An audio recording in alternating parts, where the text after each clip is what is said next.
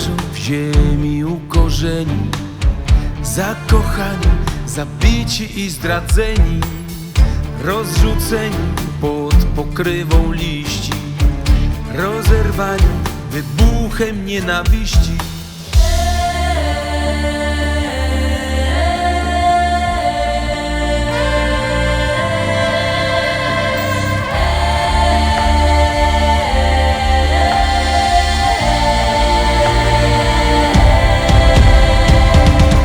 Lawina zeszła nagle z gór, młode dęby starła na wiór, zaskoczyła, gdy zapadły w sen, potoczyła zboczem nasz hen. Lawina nocą spadła w dół, połamała świerki przez pół, by na wiele oniemiałych lat nie pozostał po nich tu ślad.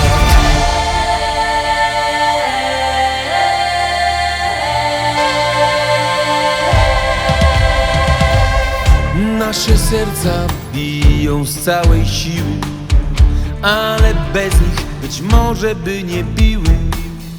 Kiedyś oni w ręce wzięli szale, których dzisiaj nie trzeba nosić wcale.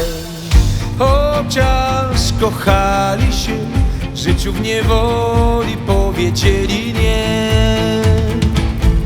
Bez wolności miłość nic nie znaczy, więc i z nimi nie mogło być inaczej.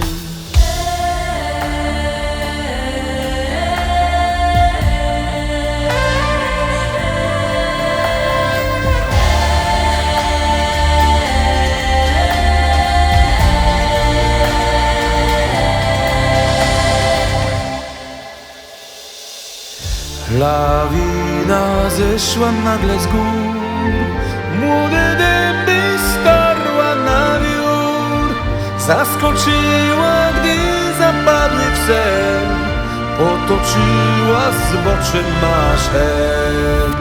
Lawina nocą spadła w dół, połamała świerki przez pół, by na wiele oniemiałych lat nie pozostał po nich tu ślad.